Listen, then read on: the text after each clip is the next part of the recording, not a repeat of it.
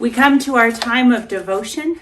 I would invite you, if you are able, to read and do the devotion before our worship time. We are going to be doing our heart and soul devotion that we have set up. It's a devotion that's wonderful. During the week, you work through the Psalms, and on the Sundays, we are going to work together on these heart devotionals. But I would invite you, like I said, to do the devotion beforehand. I'm not going to read it. I'm going to hopefully summarize it and kind of do some of my own reflections on it, but you can go so many different ways. And I think that's one of the amazing things about these devotions, is you see where God is speaking to you in your life, where you are at. So today, February 21st, we are going to hear from the Gospel of Matthew, chapter 6, verses 19 to 21. Do not store up for yourself treasures on earth, where moth and rust consume, and where thieves break in and steal. But store up for yourself treasures in heaven, where neither moth nor rust consume, and where thieves do not break in and steal. For where your treasure is, there your heart will be also. Our reflection for today got me thinking about something very dear to me, something that I treasure, something that even imagining damage being caused to it gets me kind of anxious. These are my precious annual yearbooks for our family. Each year, since Adrian and I got married, I have compiled a yearbook highlighting events for the year.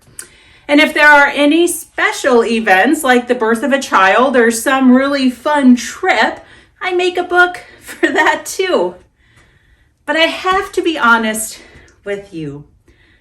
I don't look at these books all that often, but they are my memories. While getting ready for this devotion, I decided to open up this very first book that I made. It is our wedding album. And do you know what I found?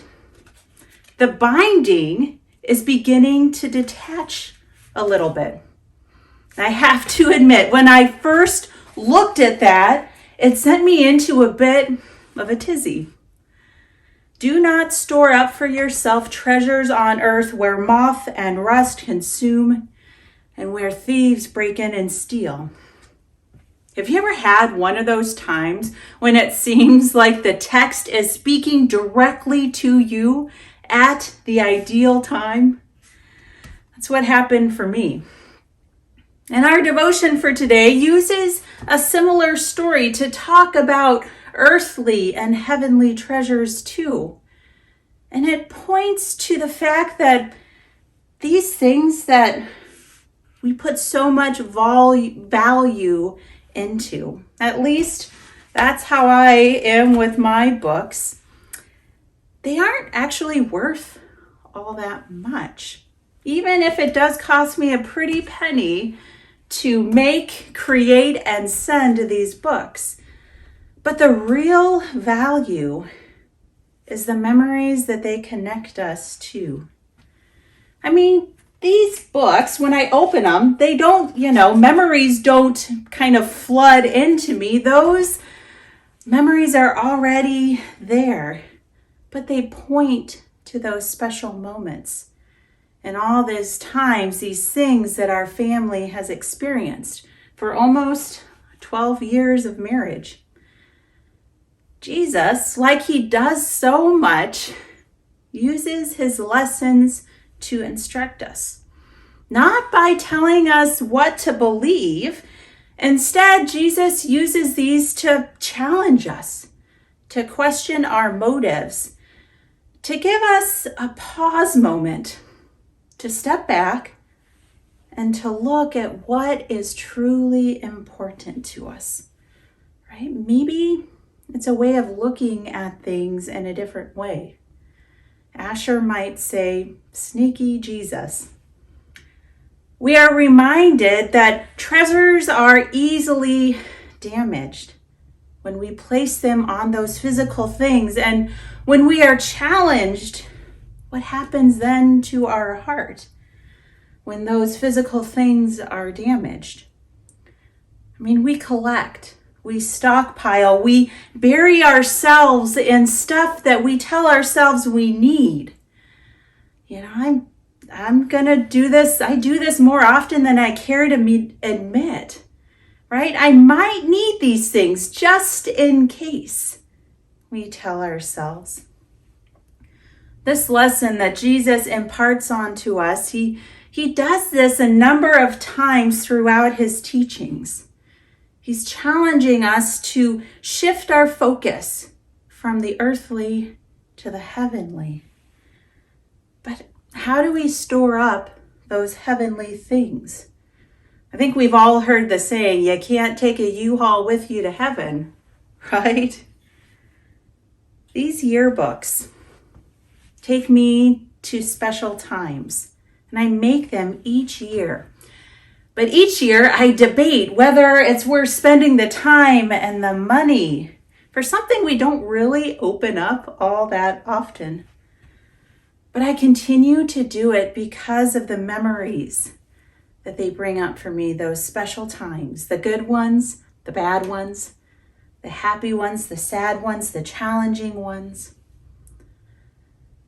Like in our devotion today, these are reminders of what is of real value to us. Jesus isn't telling us to live our lives in this one way, but he's calling us to love and to look at things in a whole new way. We are beginning this season of Lent. And this is a time that we can use to redirect, to refocus, to reevaluate where our hearts lie. That's one of the things that I love the most about Lent, is that it isn't about giving things up. We try and we think that we need to suffer and to do away with things, but it's really about resetting our hearts in the ways that God is calling us to live. Now, there are some questions at the end of your devotion each day, and I would invite you to look at them. There are some coloring pages throughout this devotional, and I invite you to color them. I even give you permission to color outside the lines, because this is a time to reconnect, to reevaluate, to see where our treasures lie. Because when we see that, we also see where our heart is too. So let us begin this journey of Lent together.